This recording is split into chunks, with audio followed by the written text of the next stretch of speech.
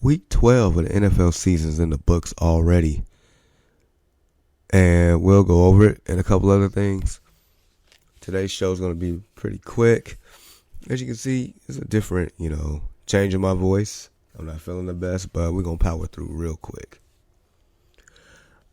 All right, so Thursday, Thanksgiving, we had 3 games. Started with the Bills and Lions. That was actually a pretty good game. Like I said, I gave the Lions a puncher's chance. They did have a chance. Defense blew it, but hey, they had a chance.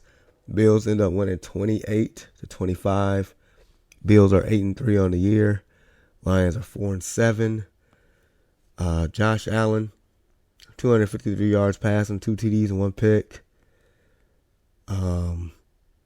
Jared Goff, 240 through the air, 2 TDs, no picks.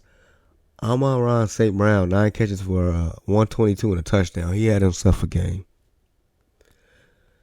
All right, moving on. Dallas and the Giants. Apparently, this was the most watched game all year. I think like 42 million people tuned in. And Thanksgiving itself, I think, was the most watched Thanksgiving for football ever. I think it was like 140? It was a ridiculous number. It was insane. But just looking at it, the Giants end up losing 20-28. Cowboys are 8-3. Giants are 7-4. This was definitely initially it seemed like a defensive struggle because both teams did play hard. Because Dak ended up throwing 2 picks, even though he had 2 touchdowns and 261 yards through the air. Saquon Barkley only had 39 rushing yards that game, but he did score a touchdown. Tony Pollard couldn't get loose like he usually do. Ezekiel Elliott had 92 yards on the ground and a touchdown. It was definitely a defensive bout for sure. Even though the score says different, but if you watch the game, it was a lot of defense being played. All right, and then the last game on Thanksgiving, the Vikings ended up beating the Patriots 33-26. Vikings are 9-2. Patriots are 6-5. Kirk Cousins did a lot better than I thought he would against this New England defense. 299 yards passing, 3 touchdowns, 1 pick. I think the even bigger surprise was Mac Jones throwing for 382 yards in the air. And I'm pretty sure that was a career high on his end. Justin Jefferson, who is a leading candidate for Offensive Player of the Year, had 9 catches, 139 yards and a touchdown. Light work. No big deal, right? That's Justin Jefferson. No big deal. Sunday's games. My Bears didn't have Justin Fields. We started Trevor Siemian. The rest is history. Jets ended up winning 31-10. Like I predicted, they started the great Mike White. The Disney Channel quarterback Zach Wilson got benched.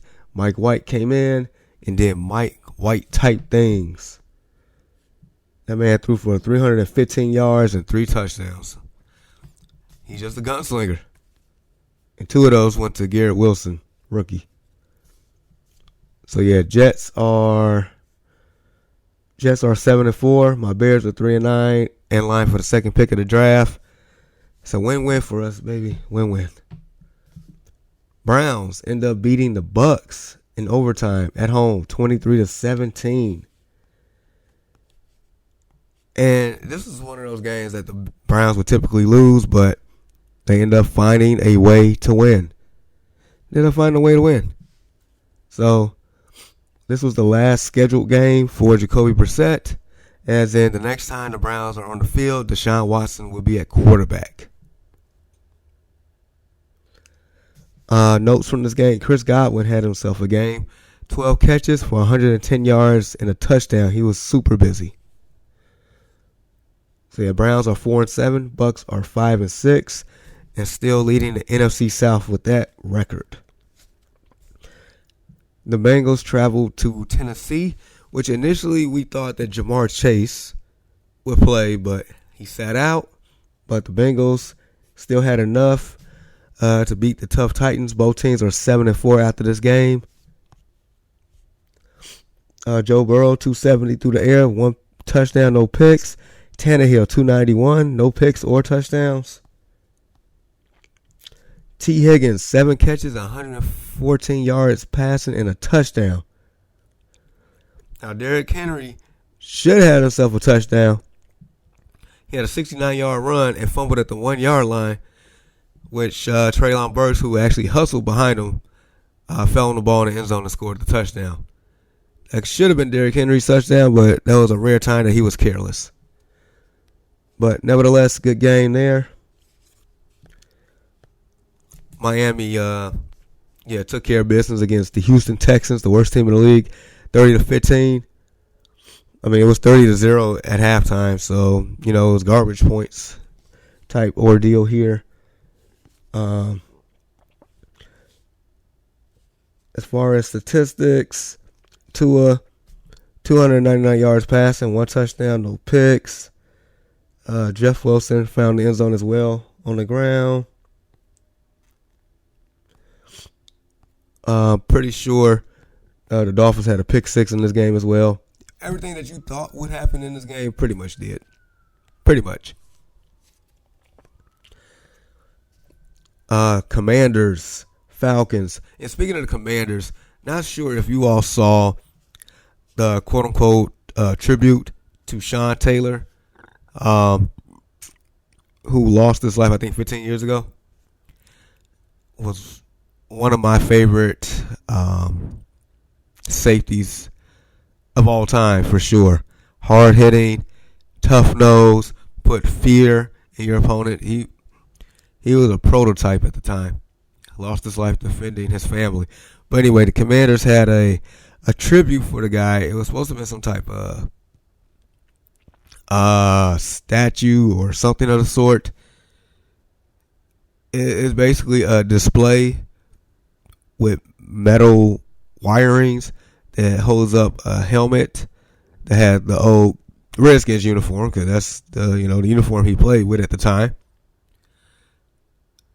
Jersey, pants. So, yeah, they displayed his uniform, but it should have been a lot better than that. It definitely should have been a lot better than that. It should have been an actual statue of some sort for Sean Taylor.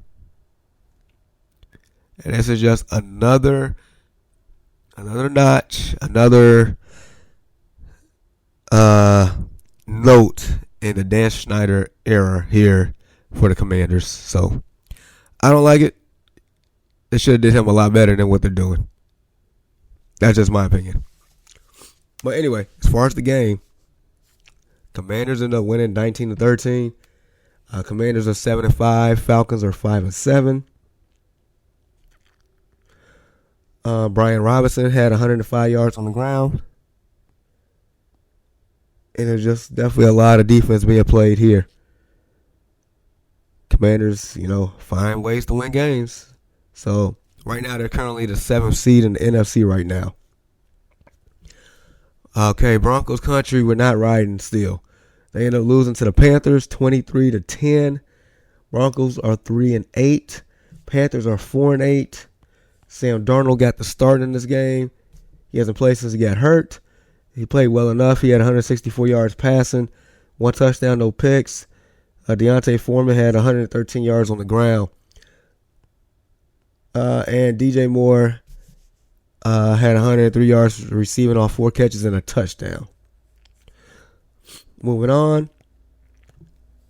I guess one of the upsets of the day. Jacksonville ended up beating the Ravens at home 28-27 after a late score with like 10 seconds left or so, where they had the chance to tie the game with an extra point. They decided to go for 2 and win, and it paid off. I guess a couple of notes from this game. Trevor Lawrence, 320 yards passing, 3 TDs, no picks. Lamar Jackson, even though he had 254 yards passing and 89 yards on the ground, he still does not look like the Lamar Jackson that we saw in September that was terrorizing the league. I don't know what's going on with this team, but they got that underachieving umbrella out just like they did last year. That's how they cost themselves the playoffs. And if they don't turn it around, they can mess around and, not make the playoffs again. So, yeah. So, the Ravens are 7-4. Jags are 4-7. Chargers, Cards, kind of same deal here to where Chargers had an opportunity. They scored a touchdown, could have kicked the extra point to tie the game with like 15 seconds left. They chose to go for two, and it panned out. They got the 2-point conversion and ended up beating the Cardinals 25-24. As far as notes, Justin Herbert, 274 through the air, 3 TDs, no picks. James Conner for the Cards, 120 yards on the ground. Kyler Murray, 191 through the air, 2 touchdown passes, 1 pick, but he also had 56 yards on the ground and a touchdown. Austin Eckler had 11 catches for 60 yards and a touchdown as well. Chargers are 6-5, Cardinals are 4-8. Stick a fork in them. Now, this game right here was a thriller. Dude, Josh Jacobs cannot be stopped, apparently. And that has been probably the sole reason why the Raiders have 4 wins. They end up winning against Seattle 40-34. Josh Jacobs, 33 carries for 229 yards and 2 touchdowns on the ground. He has 6 catches for 74 yards as well. That's all you need to know about this game. Yes, it was a lot of passing yards, as it should be, but Josh Jacobs, they could not stop this man. They couldn't.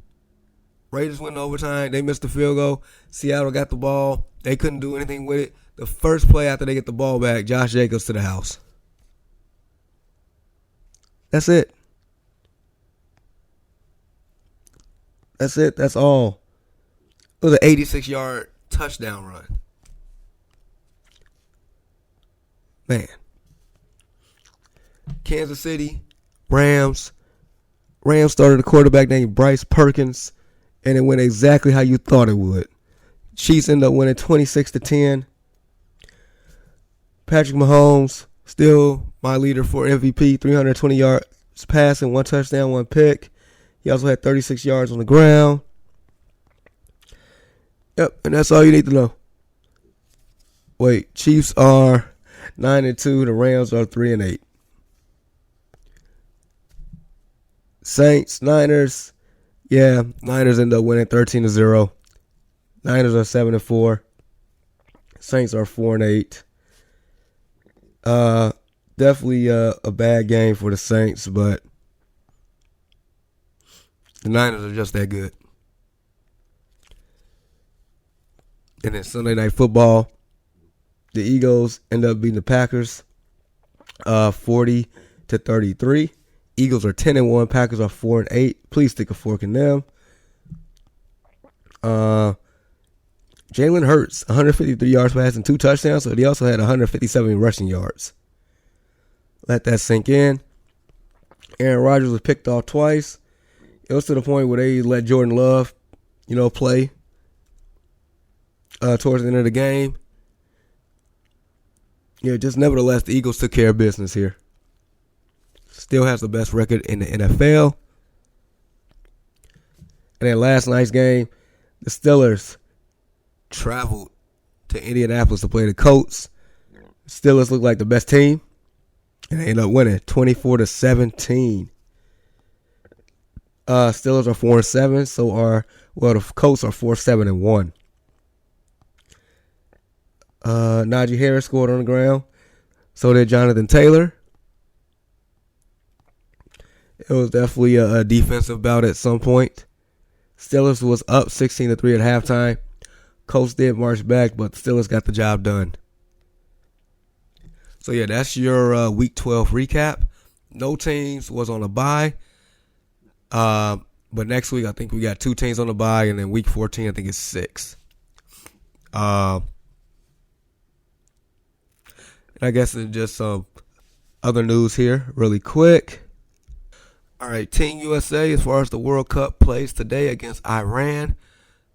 If the U.S. beats Iran, the U.S. will move on to the round of 16, which means that England, Wales, or Iran would not.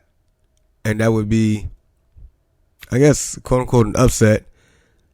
Because a lot of people, I guess, around the world didn't think the United States would be in this position today. So hopefully the U.S. Gets the job done.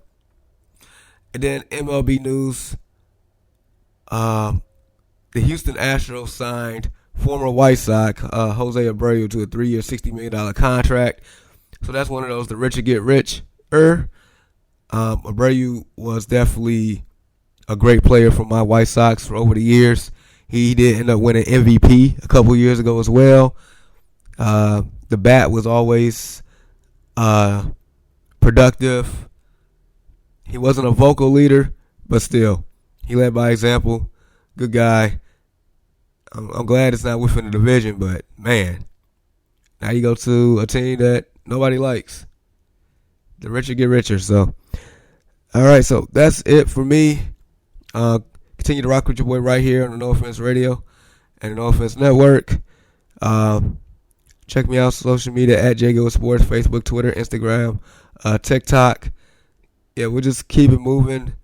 Hopefully, I feel a little better, sound better for Thursday. But nevertheless, you all have a good one. Be safe and peace.